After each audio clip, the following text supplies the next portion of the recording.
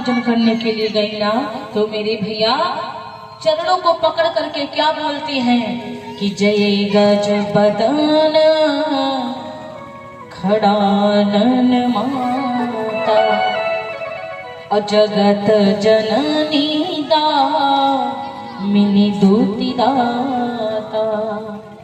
आज मैया से कहती है, मैया संसार को उजाला देने वाली, हे जगदम्बा देवी पूजी पद कमल तुम्हारे और सुर नर मुनि सब हो ही सुखार। हे देवी आपके चरण कमलों को पूज कर सुर नर मुनि सभी प्रसन्न होते हैं कि मोर मनोरथ जानहुनी के बसहु सदा पुरुष वही के। मोर मनोरथ जानहुनी के बसहु सदा पुरुष वही के। किन्हें प्रगटना काजन तेहि, किन्हें प्रगटना काजन तेहि अस कहि चरण कहे बैदेही। अस कहि चरण कहे बैदेही। अस कहि चरण कहे बैदेही। अस कहि चरण कहे बैदेही। आज मेरे भैया कहा, हे मैया आप मेरे मनोरथों को जानती, इसलिए मैं प्रकट करना नहीं चाहती हूँ। हे मैया आपसे जो मैंने पहले वर मांगा था वो मुझे नहीं चाहिए, मैं क्या प्रकट करूं, कहना नहीं चाहती। आज मैया बड़ी प्रेम के वश में आकर बिना ये प्रेम बस भई भवानी और खसी माल मूरति मुस्कान। आज प्रेम में जगदम्बा मगन हुई और माला खिसक गई, मूर्ति मुस्कुराई। और जब माला खिसकी मूर्ति मुस्कुराई, सादर से प्रसाद सिर धरयू बोली गौरी हर सिमुरा भरयू। आज खूब प्रसन्न हुई मैया, प्रसाद वही माला जो खिसकी थी अपने शीश के ऊपर रख लिया और आज जगदम्बा ने आशीर्वाद दिया। अरे सुन सिया साथी आशीष हमारी, सुन सिया साथी आशीष हमारी, सुन सिया साथी आशीष हमारी पूज ही मन कामना।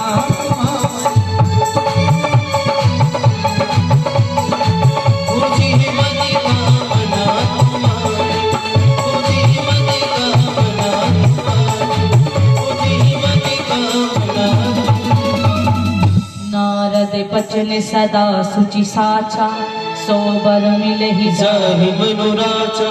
नारद जी का वचन सत्य होगा। सुनो सिया, तुमने अपनी मनोकामना को पूर्ण करने के लिए जो मेरी पूजा करी है ना, आपने जो चाहा, आप जो चाही है आपको वही मिलेगा।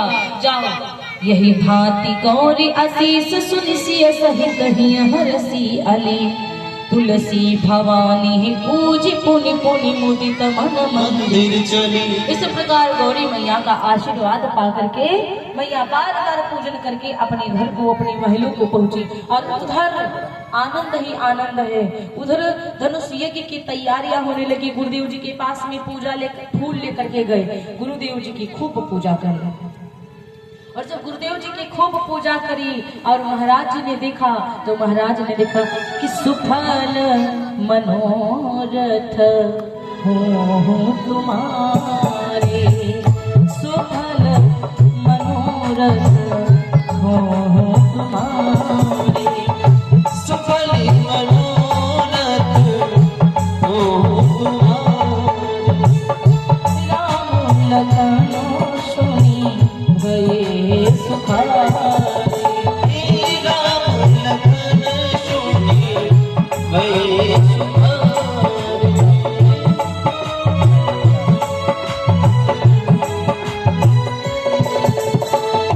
सुफल मनोरथ हो तुम्हारे, सुफल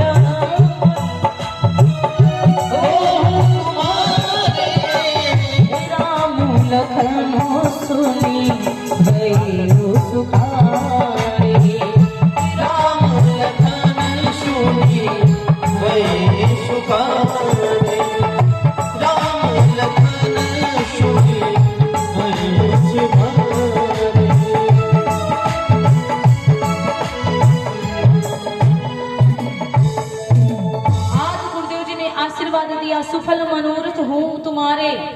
सारे का मतलब बहुवचन।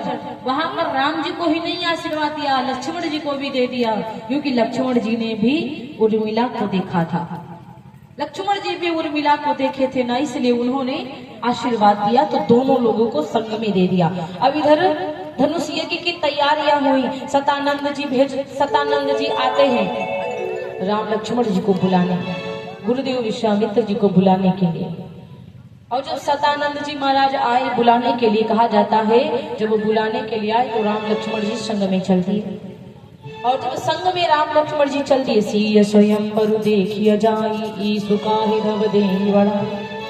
चलो सीता जी का स्वयंवर देखते हैं, ईश्वर किसको बड़ाई के पात्र बनाता है। लक्ष्मण जी ने कहा, लखन कहा जस भाजन सोई नाथ कृपा जब तब जा पर होई।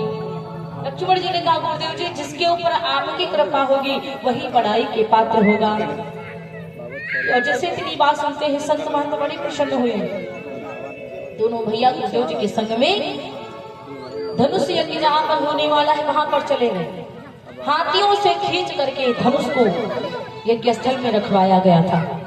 महाराज जी अब दोनों लोग चल दिए तो कहा जाता, अरे रंग भूमि आए दो भाई,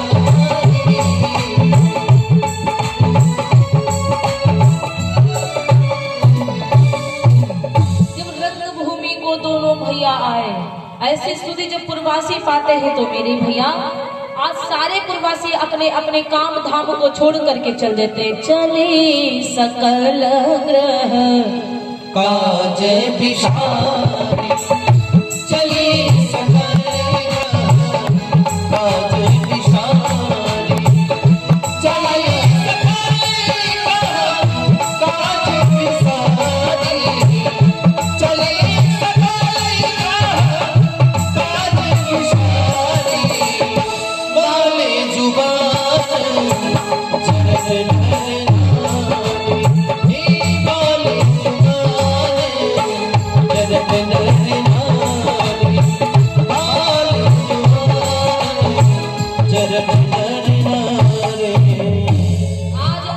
अपने काम को छोड़ कर चले। बाल माने बालक, जुआन माने जवान, जरठ माने बूढ़े, जवान बालक सब चल दिए, चाहे वो नर हो चाहे वो नारी हो।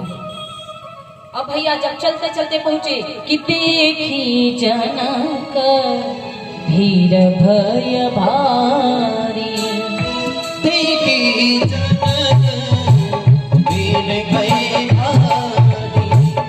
जनक जी महाराज ने देखा बहुत भीड़ है, सबको आर्डर देते जल्दी जल्दी आ जाओ। सुचि सेवक सब लिए हकार,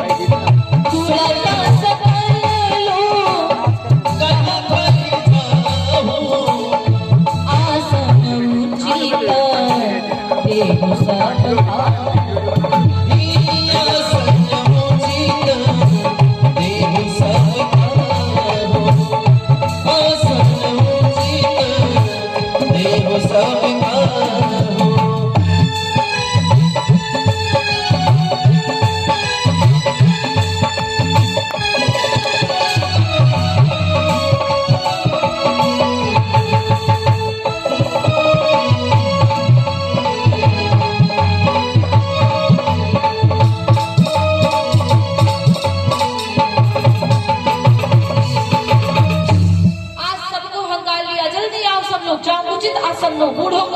तरफ, जवानों को जवानों की तरफ, बच्चों को बच्चों की तरफ, सबको अपना अपना स्थान दो जाकर बिठा। सबको, सब लोग आए बिठा दिए। राम लक्ष्मण जी का ऊंचा सिंहासन, गुरुदेव जी का ऊंचा सिंहासन।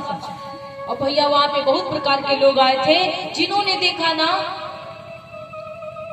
भगवान का सबसे ऊंचा सिंहासन, तो उनको जलन होने लगी। जाकी जिनकी रही भावना जैसी प्रभु मूर्ति में देखी कैसी, जिनकी जैसी भावना थी भगवान उसको उसी प्रकार से दिखाई पड़े। जिनकी जैसी भावना भगवान उसको उसी प्रकार दिखाई पड़े। बूढ़ों को बूढ़े पुत्र के समान देखते तो भगवान पुत्र के समान दिखाई पड़े। माताएं पुत्र के समान देखती तो पुत्र के समान। जो कन्याएं थी, जो जिस हिसाब से देखा उस हिसाब से भगवान जी दिखाई पड़े। अब मेरे भैया देखा कि सब शांत बैठ गए हैं, और जब शांत बैठ गए तो कहा कि जाओ अब जानकी को ले आओ। उनकी सखियों से कहा बेटियों जाओ जानकी को ले आओ। अब जब जानकी को लेकर के आए तो लिखा हुआ है रंग भूमि जब सिंह पगुधारी और देखी रूप मोहे नर नारी। रंग भूमि में जब सिया जी पगुधार दी तो नर नारी सब मोहित हो गए देख के, क्योंकि एक जगह पे आके संदेह हो जाता है, नारी कबू नारी को देखकर मोहित होती है क्या? मोहिना नारी, नारी के रूप प्रेम हो सकता है, मन मुग्ध मोहित नहीं हो सकती। मेरे भैया नारी कभी नारी को देखकर मोहित नहीं होती, जलती है। आज जलन हो सकती है, ईर्ष्या हो सकता है, लेकिन सोचो मोहित हो जाए वो नहीं हो सकता। तो महाराज अब नारी, लेकिन यहाँ पर हमारी लक्ष्मी मैया को साधारण नारी थोड़ी ना है। हमारी लक्ष्मी मैया है साक्षात धन लक्ष्मी। लक्ष्मी को देखकर कौन नारी नहीं मोहित होती है? हर नारियां मोहित होती हैं और हर पुरुष मोहित होता है। लक्ष्मी को देखकर सब मोहित होते हैं। यहाँ पे एक अर्थ और है, रंग भूमि जब सिया पगुधारी, तो पगुधारी का मतलब राम जी। राम जी का नाम पगुधारी है। पता है कब से नाम पड़ा राम जी का पगुधारी? कि जब से लात भृगु मुनि मारी।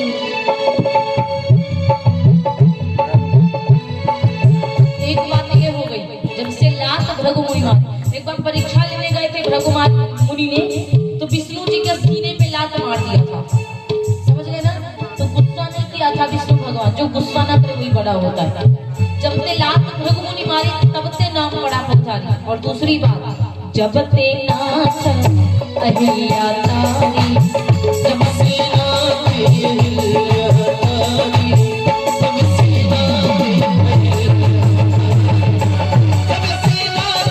अहिल्या तारी, जब से नाथ अहिल्या तारी, तब से नाम पड़ा पगुधारी, तब से नाम पड़ा पगुधारी, तब से नाम पड़ा पगुधारी।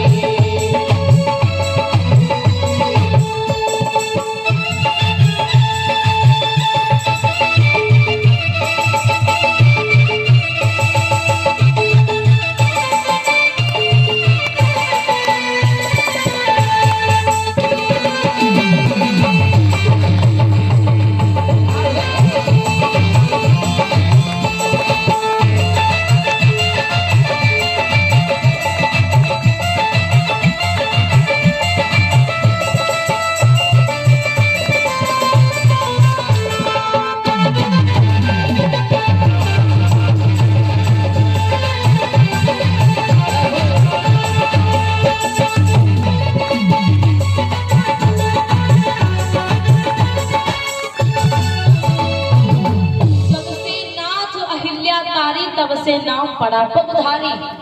ये चौपाई के दो अर्थ है महाराज। जब से भगवान ने अहिल्या को उतारा तब से इनको पगुधारी कहा जाता है। भगवान पुरुष को, मतलब भगवान को देख करके नारियां मोहित हो गई, और रानी जी को देख करके, जानकी जी को देख करके पुरुष मोहित हो गए, और लक्ष्मी को देखकर तो सब नर नारी मोहित हो गए। एक चौपाई के कई कारण होते हैं। इस प्रकार से सतानंद जी ने कहा, जनक जी ने कहा सुनो, परिकरों से अपने कहा, बंदी जनों से कहा सुनो, मेरा प्रण तो बताओ इन लोगों को कि मेरा प्रण क्या है। बड़े बड़े ऊंचे हाथ उठा करके कहने लगे, बोले बंदी बचन बर सुनहु सकल महिपाल, अपन विदेह कर कहीं हम भुजा उठाई विशाल। मेरी बात को सुनो बंदी जनों, मैं भुजा को उठा करके कहता हूँ, नभ भुज बलु विधु शिव धनु राहु गर्व कठोर विदित सब। बड़े बड़े हाथ उठाकर बोले, जो इस धनुआ को उठाएगा उसी के संग में जानकी का विवाह किया जाएगा। चंद्रमा के समान बल रखने वाले ज्ञानी हैं, विवेकी हैं, उन्होंने कहा चंद्रमा के समान। और चंद्रमा कहां से प्रकट हुआ है? चंद्रमा सागर से निकला है। चंद्रमा सागर से प्रकट हुआ है। लक्ष्मी जब समुद्र मंथन हुआ था तो सागर से प्रकट हुई थी। तो जब सागर से दोनों लोग प्रकट हुए तो भाई बहन हुए कि नहीं हुए?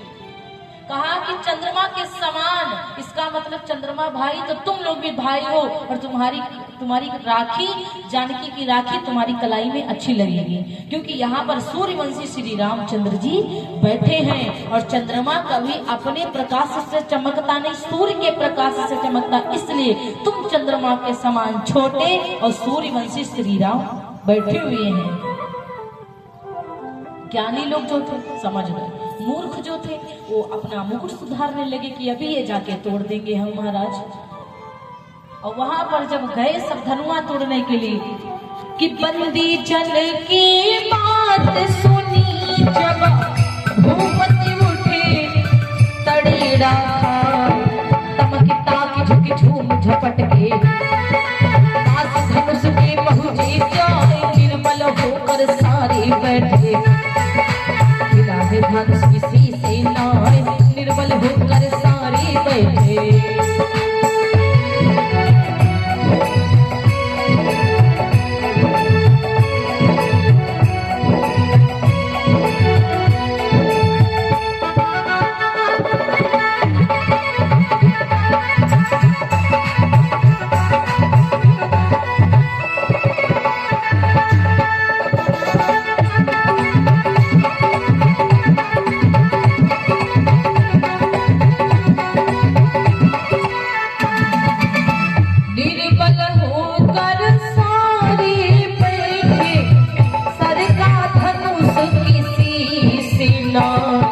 जगत भूप यह दशा देख के मन में गई बहुत ये कुलाए। धरती वीरों से खाली है ऐसा मुझको पड़े दिखाए। बातें सुनी जनक की ऐसे लक्ष्मण गए क्रोध माया, लक्ष्मण गए क्रोध माया।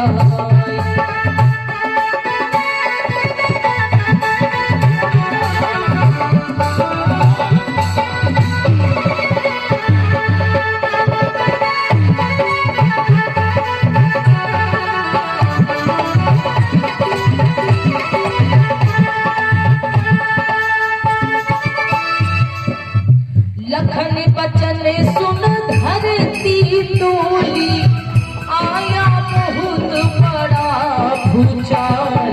जनक भूप मन में समुचाई कापन लगे सकल जहान। आज्ञा तीनों तब कौशिक ने तोड़ा राम धनुष को जाय, तोड़ो राम धनुष को जाय।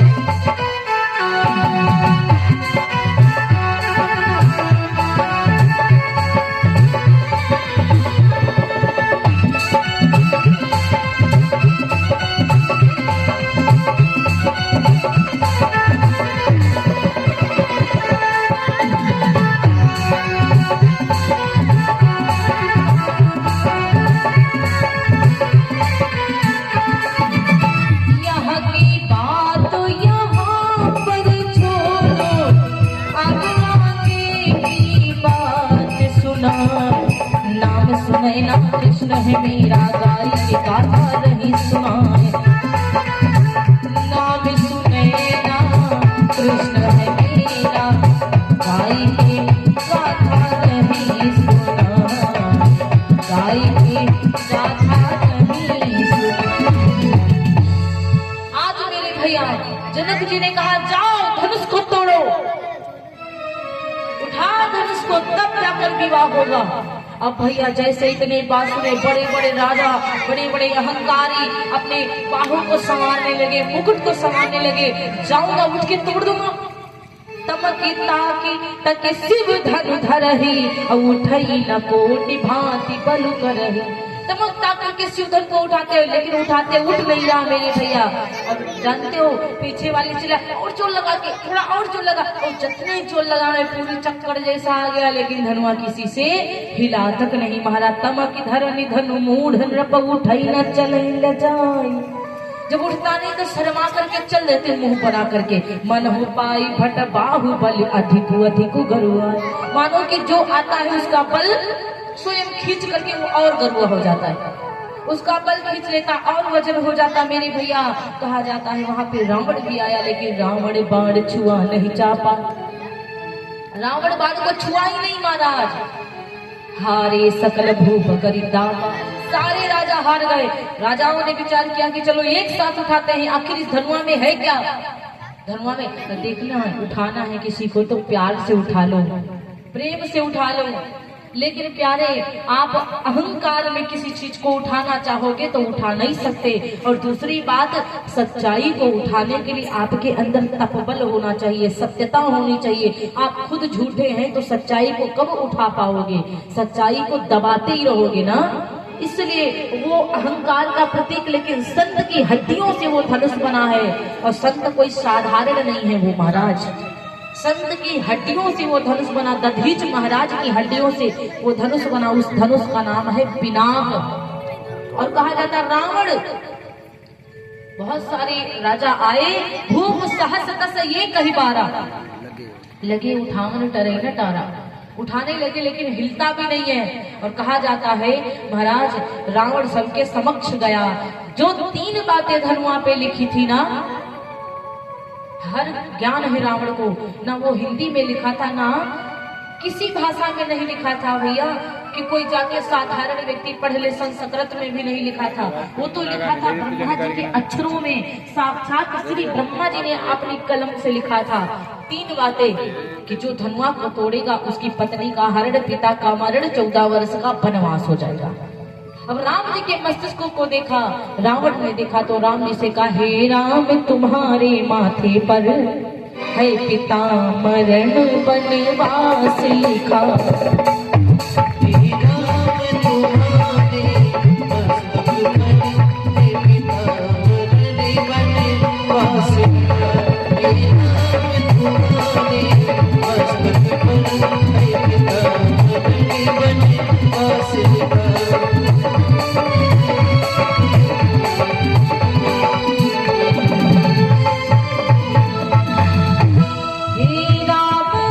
तुम्हारे मस्तक पर है पिता मरण वनवास लिखा।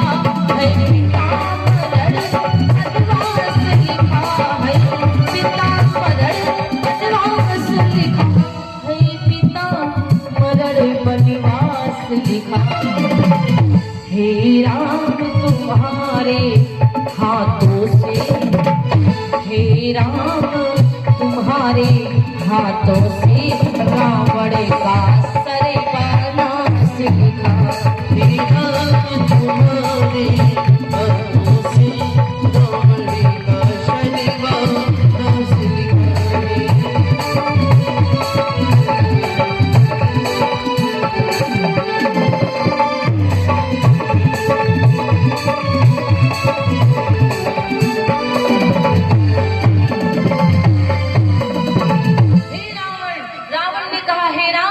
तुम्हारे हाथों से रावण का सर्वनाश लिखा, आप मुझे मारोगे, उसको पता था। और मेरे भैया कहा रावण ने, इस 3 बातें धनुष की, जो धनुष पर जो 3 बातें लिखी हुई है ना, वही आपके मस्तिष्क पर लिखी हुई है महाराज। राम जी तो मुस्कुरा रहे, राम जी कुछ भी नहीं बोले। और जब रामचंद्र जी कुछ नहीं बोलते हैं, रावण तो चला गया। वहां पर वाड़ासुर नाम का राक्षस आया, लेकिन उसने भी बाण में, धनुष में हाथ तक नहीं लगाया, क्योंकि महाराज कहा जाता है भोलेनाथ जी को वो धनुष मिला था, पिनाक धनुष। अब भोलेनाथ जी ने जनक जी को दिया, परशुराम जी को दिया था। अब परशुराम जी आकर जनक जी को दिए थे। भोले बाबा जी जो है ना, तो कहा जाता है कि भोले बाबा के चेला हैं, शिष्य हैं जनक जी महाराज। संसार के गुरु हैं भोलेनाथ जी के शिष्य परशुराम जी। वाणासुर, भोलेनाथ का शिष्य रावण, भोलेनाथ के शिष्य श्री जनक जी महाराज।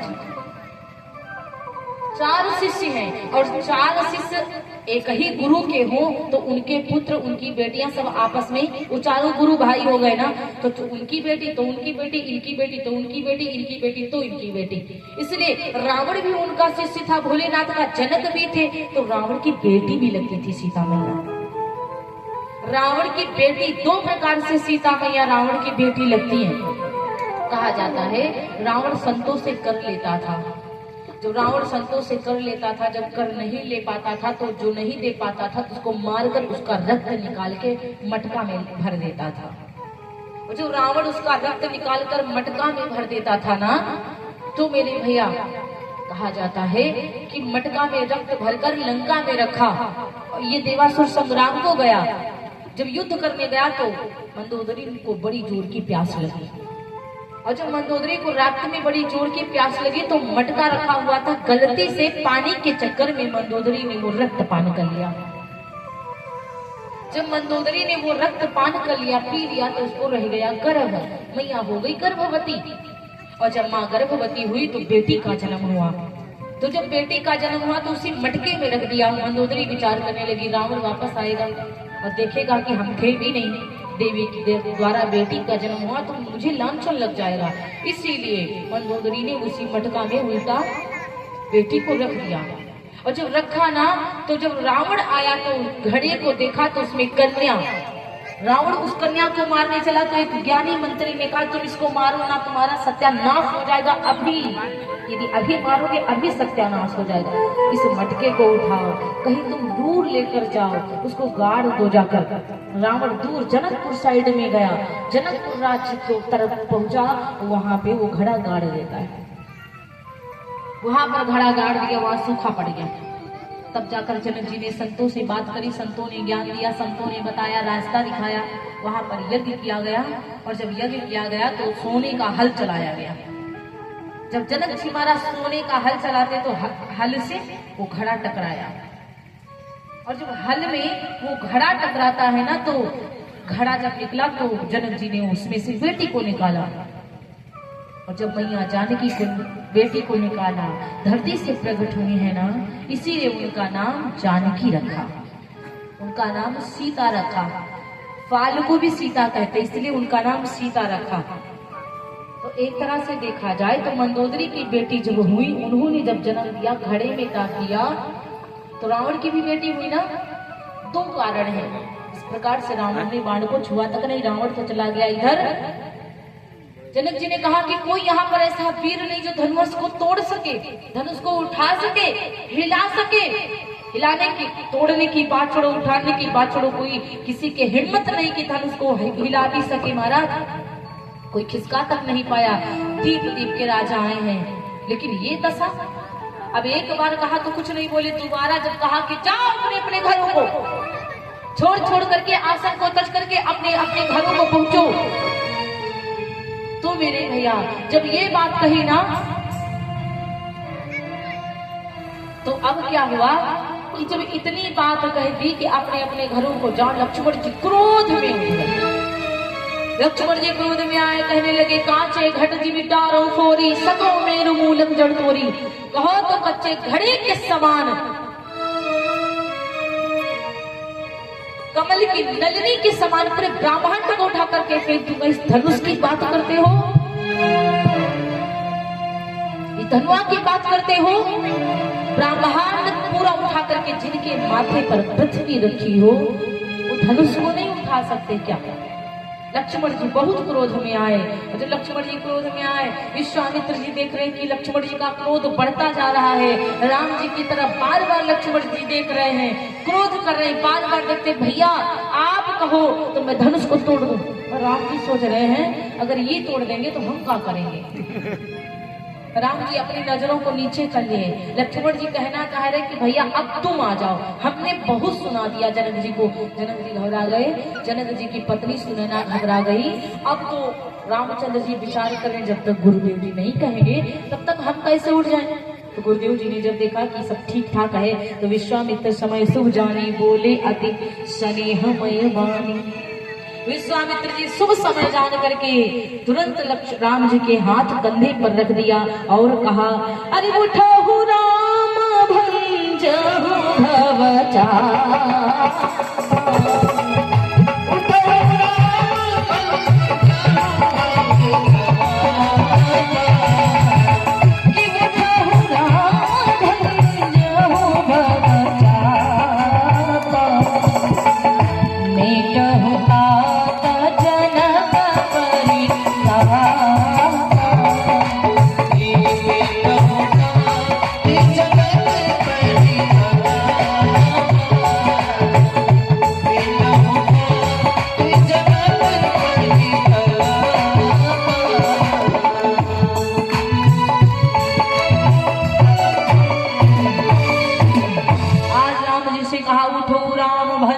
भवचापा, उठो राम, धनुष को उठाना नहीं है, भंज देना, तोड़ देना है।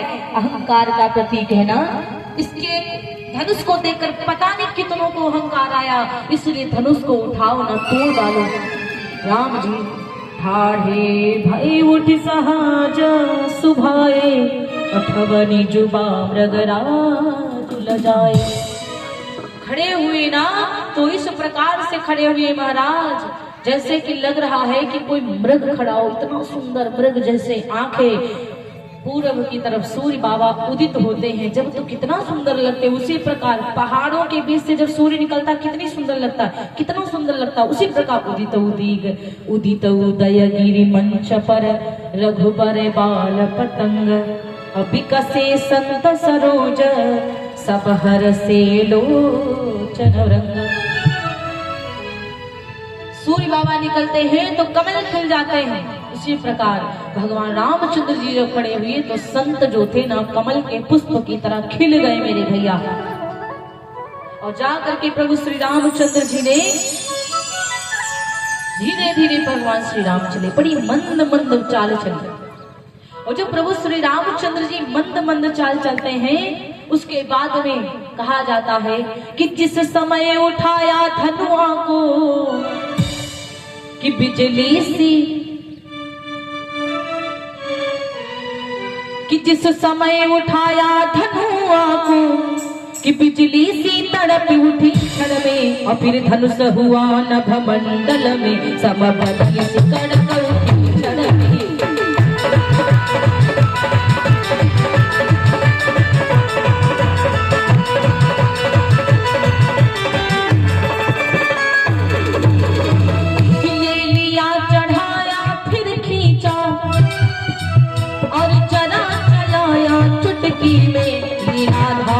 के हाथों ने हरि खेल आया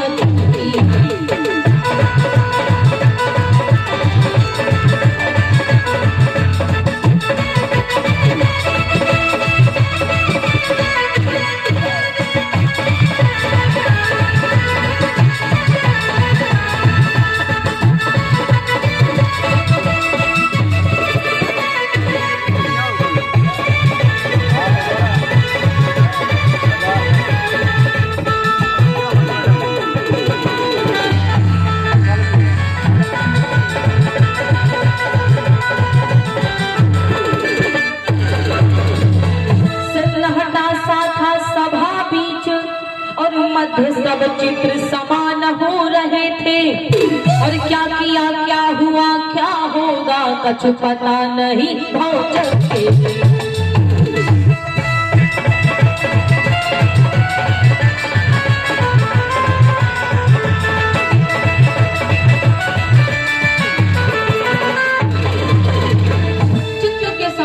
चित्र जैसे होता सेम बिल्कुल चित्र के समान सब खड़े बैठे हुए, जो देख रहे जिनकी आंखें खुली खुली की रह गई, बंद बंद की, जैसे खड़े बिल्कुल ऐसा लग रहा कोई कुछ देख नहीं पाया। इतने में चिर चिर शब्द हुआ, अरे गूंजा एक तड़ाका सा, और रघुनंदन ने धनु तोड़ दिया, दुनिया में हुआ धमाका।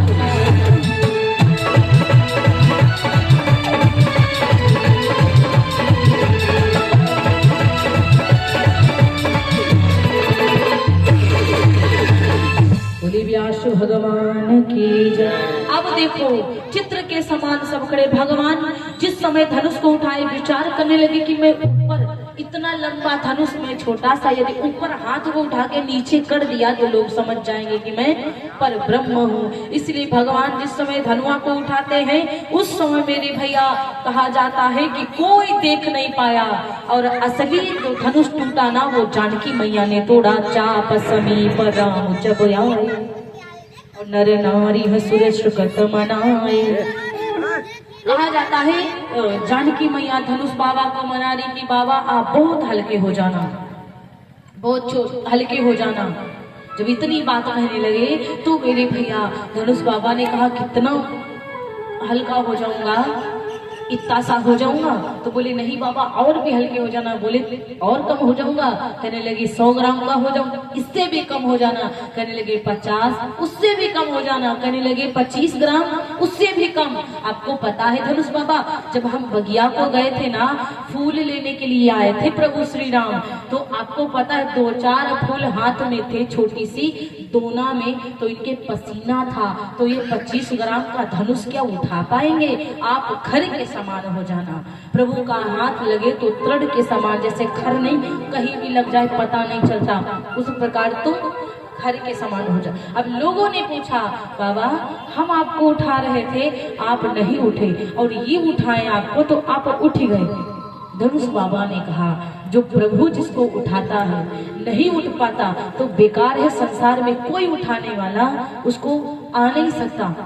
लेकिन नॉर्मल साधारण लोग उठाए तो कोई बात नहीं है, प्रभु को उठाना है, प्रभु उठाए तो आप उठ जाओ, और यदि वो नहीं उठाए तो कोई उठाने वाला भी नहीं है। बोली जय जय श्री सीताराम। इस प्रकार धनुआ टूटता है, और जब धनुआ टूट गया मेरे भैया जानकी जी जयमाल को लेकर के आई, और सत्य कहा जाता चतुर सखी लखी कहा बुझा। सखियों ने लख करके, लख माने देखना, देख करके कहा सुनो पहिरावो जय माल सुहाए। सखियों ने कहा जल्दी से जयमाल पहना दो। रामचंद्र जी सीधे खड़े हुए थे, बिल्कुल सीधे। अब जानकी छोटी सी हैं 6 वर्ष की, राम जी थोड़ा सा बड़े हैं, ऊंचे हैं, लंबे हैं। जानकी मैया कोशिश कर रही कि मैं पहना दूं, नहीं पहना पाई। रामचंद्र जी सर को झुका नहीं रहे कि इतने बड़े बड़े राजा बैठे हुए हैं, और यदि मैं जानकी आराम से जयमाला डाले, आराम से झुका दिया तो सब क्या सोचेंगे विवाह हुआ नहीं कि पति देवता सर को झुका दिया। इसलिए रामचंद्र जी पुरुष के हिसाब से वो सर को नहीं झुका रहे हैं। लक्ष्मण जी आए, जानकी मैया ने कहा लक्ष्मण आपको ना देवर से बड़ा पद माँ का देती हूँ, और एक काम करो, ऐसा करो भैया तुम्हारे झुक जाए। तो कहने लगे माँ मैं किसी के आगे झुकाना नहीं चाहता अपने भैया को। जानकी मैया ने कहा तुम उस प्रकार ना झुको कि इनकी कोई सब जान जाए, उस प्रकार ना झुकाओ कि इनको जान जाए कि ये मेरे लिए झुके हैं। तुम कुछ ऐसा करो कि तुम्हारे लिए झुक जाए, और भाई के लिए भाई झुक सकता है, भाई के लिए अपना भाई झुक सकता है। लक्ष्मण जी क्या करते हैं चरणों में गिर गए, और राम जी बड़े होशियार, उठो उठो उठो क्या कर रहे हो? अरे धूप लग जाएगी, शर्म करो थोड़ा, इतनी पब्लिक में तुम चरण में गिर गए। लक्ष्मण जी ने कहा भैया एक बात कहूँ आपसे, यहाँ तुरंत विवाह होता है तो भी चरण छूते तो लोग अपने भाइयों को उठाते, और तुम्हारा इतना घमंड हो गया भाभी के आते कि तुम अब उठाना नहीं चाहते हो हमें। अभी एकदम से लक्ष्मण जी को उठा गया, झुके, और जैसे झुक करके उठा, झुके राम झुक के लखन को उठाया, राम लखन को उठाया, अवसर समझ सीता माला पहराया, अवसर समझ सीता माला पहराया, अवसर समझ सीता माला पहराया, अवसर समझ सीता।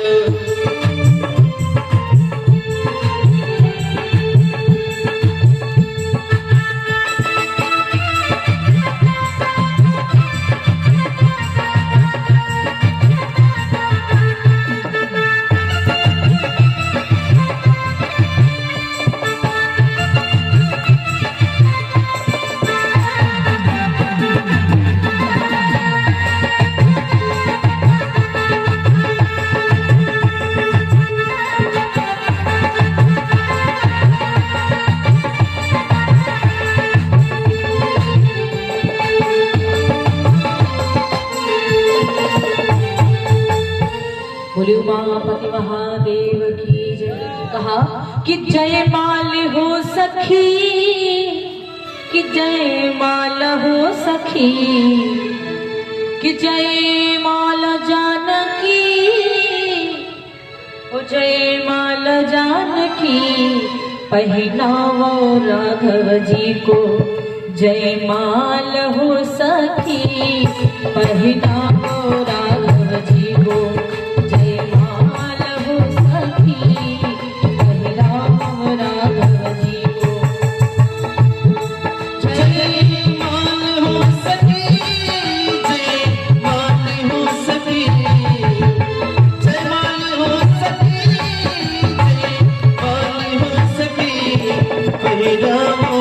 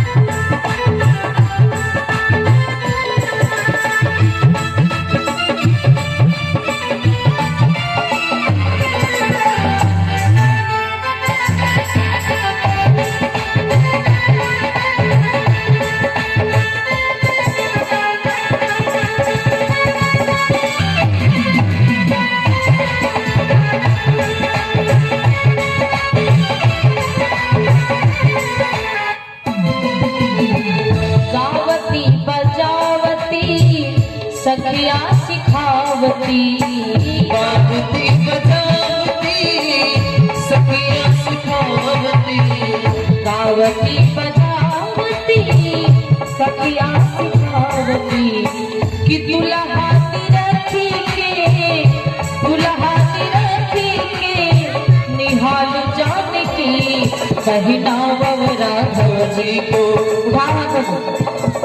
अब जानकी जी का विवाह हो रहा है, अब आप ऐसे बैठे हो जैसे कुछ गिर गया है आपका, कि पहनावो राघव जय माल हो सखी, पहनावो राघव जी को जय माल हो सखी, पहनावो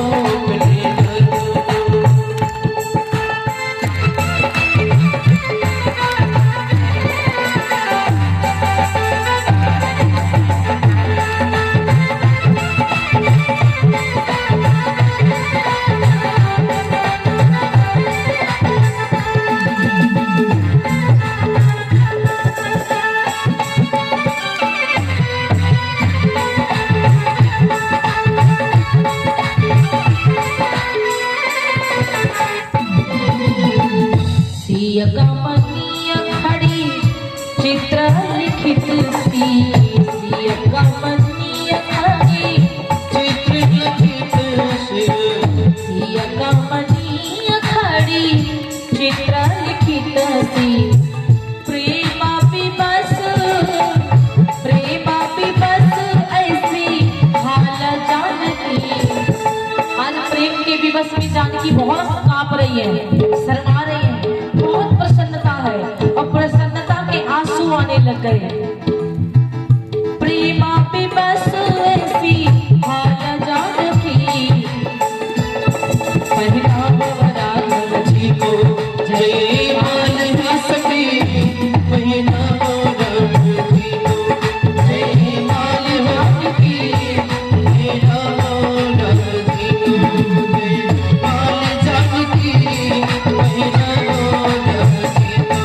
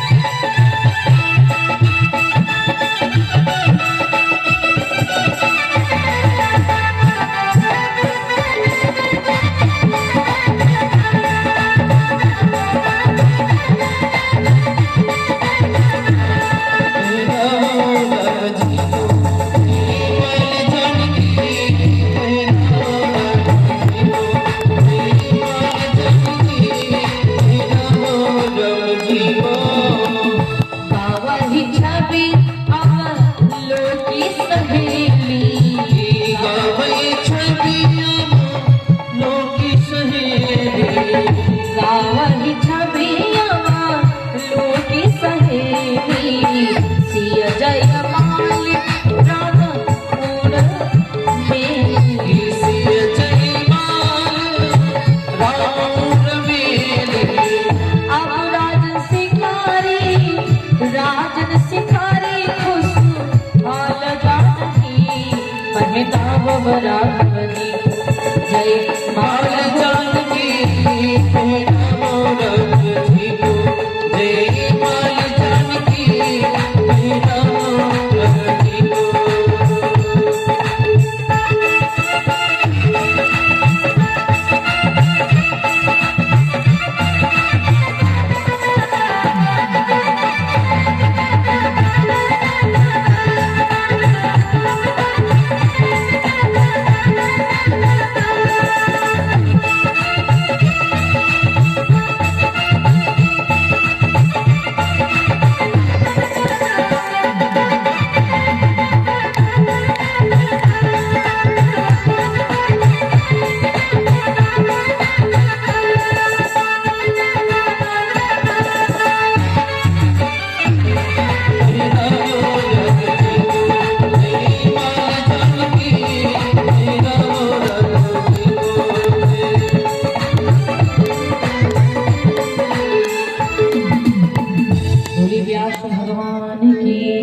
सवरिया सेठ की जय हो। इस प्रकार से भगवान जी के जयमाल गले में डाले। जब गले में जयमाल पड़ा तो मेरे भैया कहा जाता है कि सखियों ने कहा जानकी अब जयमाल डाल चुकी हो तो प्रभु के चरणों को स्पर्श कर लो। जानकी मैया ने कहा देखो मैं इनके चरणों को स्पर्श नहीं कर सकती। जानकी मैया ने डायरेक्ट मना कर दिया। मैया ने कहा कि मैं इनके चरणों को स्पर्श नहीं करूंगी। तो कहा कि क्यों नहीं चरणों को स्पर्श करोगी, क्यों नहीं स्पर्श करोगी? जानकी मैया जी ने कहा कि मैं नहीं कर सकती, इनके चरण में ना जादू है। जानकी माँ ने कहा इनके चरण में जादू है, इसीलिए मैं इनके चरणों को स्पर्श नहीं करूंगी। कि एका बात बगी यम सुनि पाई,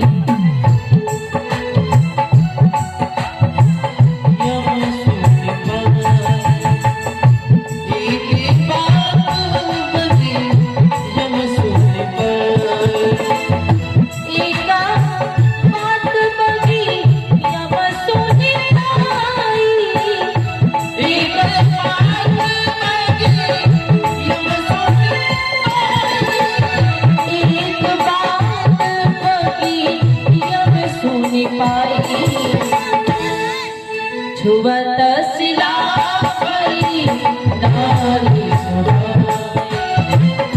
छुवत सिला भई नारी। जानकी माँ ने कहा कि एक बात बगिया में सुना था मालियों से कि इनके चरण में जादू है और चरण को जैसे कोई छूता है उड़ जाएगा। पत्थरी उड़ गई और कहीं ऐसा ना हो हम भी उड़ जाएं इनके चरणों को छू करके। जानकी मैया ने कहा हम नहीं छुएंगे। छुअताई चरना सरद उड़ी जई हो, छुवताई चरना सरद उड़ी जई हो। कि छुअताई चरना सरद उड़ी जई हो। छुवताई चरना सरद उड़ी जई हो।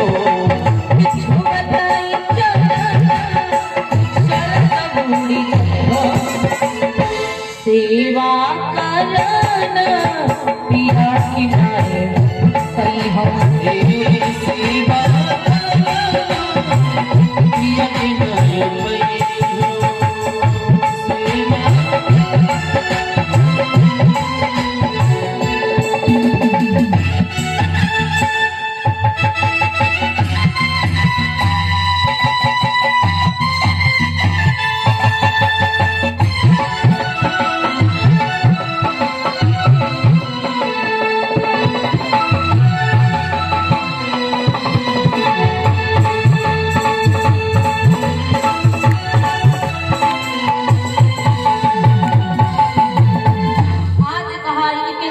आपको छूंगी, छूते ही उड़ जाऊंगी, फिर सेवा कौन करेगा? देवियों ने कहा कोई बात नहीं है, आपको डर लगता है कि मैं इनके चरण छूकर कहीं उड़ ना जाऊं, तो अपना आंचल निकालो और आंचल से चरणों को स्पर्श कर लो। आंचल निकाल लिया जानकी मैया ने, और जानकी मैया आंचल से प्रभु के चरणों को स्पर्श करती है। इस प्रकार जो प्रभु के चरणों को स्पर्श किया मैया जानकी ने, बहुत ही आनंद में है।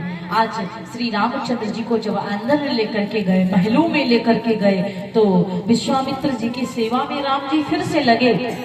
अब कहा कि राम जी अब कल विवाह कर लो। बोले प्रभु हम विवाह नहीं कर सकते, आपने हमको जो जो कहा, आपने कहा अहिल्या को तारो मैंने ताड़ दिया, आपने कहा ताड़ुका को मारो मैंने मार दिया, आपने कहा जनकपुर चलो मैं चल दिया, आपने कहा धनुष तोड़ो मैंने तोड़ दिया, लेकिन आपने कहा जयमाल डाल दो मैंने डाल दिया, लेकिन अब सोचो हम विवाह कर ले, ये नहीं करेंगे। बोले जब सब कुछ कर लिया तो विवाह करने में क्या दिक्कत है? ये इसीलिए तुमको पहले नहीं पता था कि ये धनुष काहे तोड़ा जा रहा है? राम जी ने कहा हमको पता था, लेकिन गुरुदेव आपकी आज्ञा टाल नहीं सका, वहां तक नहीं टाला, लेकिन हम पिताजी के बिना आज्ञा विवाह नहीं करेंगे। हम मना नहीं करेंगे, हम करवे ना करें, लेकिन जब तक हमारे पिताजी विवाह का ऑर्डर नहीं देंगे तब तक हम नहीं करेंगे। आजकल अपने को पसंद आ जाए, माता पिता कुछ कहे ना कहे, कोनो पता नहीं है। इसीलिए राम कथा से चीज बहुत बढ़िया है, सीखना चाहिए। जब तक पिता माता का आशीर्वाद ना हो तब तक अपने आप से कुछ नहीं करना चाहिए। अब रामचंद्र जी श्री लक्ष्मण जी भैया गुरुदेव जी अयोध्या में जनकपुर में विराजमान है, आराम से रुके हैं। अब इसके आगे क्या हुआ, आगे की कथा आप लोगों को कल श्रवण कराएंगे।